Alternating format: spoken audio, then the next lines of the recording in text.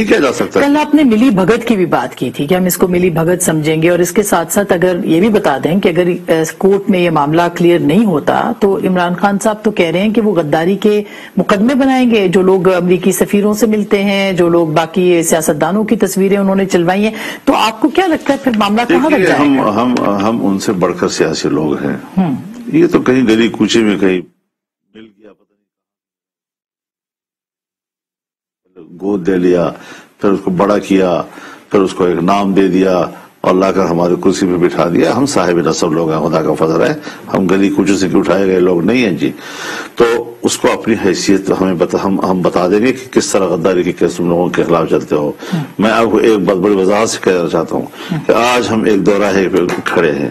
ہم نے اگلے ایک دو دن کے اندر حتمی فیصلے کرنے ہیں، اور ان فیصلوں کے نتیجے میں پھر ہم نے کہنا ہے کہ الیکشن اور الیکشن کا انعقاد اور الیکشن میں جانا اس کی کیا اہمیت ہے. اور اگر کوئی نظریہ ضرورت آ جاتا ہے اور کہا جاتا ہے کوئی نظریہ ضرورت ہمیں قبول نہیں ہوگا، اور عدالت کہتی ہے کہ نہیں جو کچھ ہوا ٹھیک ہے، پچھلا غلط تھا، لیکن الیکشن کی طرف بڑھے، پھر کیا کریں؟ دیکھیے عدالت کو بھی اس کا حق نہیں پہنچتا، اور جن ججوں نے ایسا کیا ہے آج اس کا نام کالی سیاہی کے ساتھ لکھا جا رہا ہے، احترام کے ساتھ نہیں لکھا جا رہا.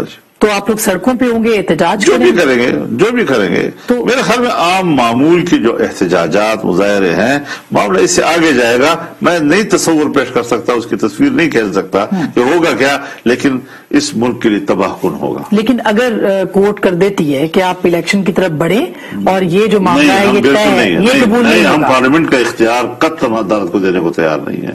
پارلیمنٹ کے اختیار میں ہے عدم اعتماد، وہ آ چکی ہے، سٹینڈ بائی کر رہی ہے. اس نے فیصلہ کرنا ہے کہ یہ میرا وزیر اعظم نہیں ہے، اس نے فیصلہ کرنا ہے کہ اگلا وزیر اعظم کون ہوگا، اس نے فیصلہ کرنا ہے کہ انتخابی اصلاحات ہونی چاہیے یا کچھ اور چیزیں بھی اگر وہ پارلیمنٹ اصلاحات کرنا چاہتی ہے. کیونکہ ہم ایک گدلے پانی سے نکلے ہیں. ہم نے 2018 میں کہا تھا کہ دھاندلی ہوئی ہے، اسی عدالت کے بلڈنگ کے سامنے ہم نے مظاہرہ کیا، اسی الیکشن کمیشن کے سامنے ہم نے مظاہرہ کیا. اس وقت عدالت کو کیوں خیال نہیں آیا کہ سو موٹو کرنا چاہیے؟ یہ ساری دنیا، اور 14 ملین مارچ میں نے کیے. ملین کا لفظ آپ جانتے ہیں، ملین 10 لاکھ کو کہتے ہیں. 10 لاکھ لوگوں کے میں نے 14 دفعے پاکستان میں کیے ہیں. پوری اپوزیشن اس میں موجود ہوتی تھی، مذہبی جماعتیں اس میں موجود ہوتی تھی، اور اس کا تو کبھی نوٹس نہیں لیا. 14 دن کا یہاں آزادی مارچ کا 15 لاکھ سے زیادہ لوگ اس میں موجود تھے، اس کا تو عدالت نے کبھی نوٹس نہیں لیا. تو یہی چیزیں ہوتی ہیں کہ آپ ایک وقت پر جب ایک ناجائز چیز ملک پر مسلط ہوتی ہے اور وہ ایک کینسر بن کر ملک پہ، اور ہم چیخ رہے ہیں کہ کینسر بن رہا ہے، اس وقت آپ نہیں پوچھتے.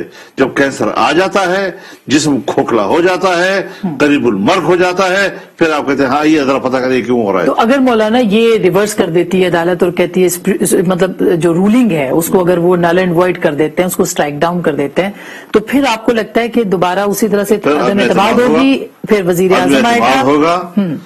عدم اعتماد ہونے کے بعد نیا وزیر اعظم آئے گا، پھر اس کے بعد اسمبلی چاہے گی تو اصلاحات انتخابی کرے تاکہ دھاندلی کا احتمال ختم ہو سکے. یہ نہیں کہ ایک دھاندلی سے حکومت بنی اور دوسری دھاندلی سے حکومت دوسری آئے. لیکن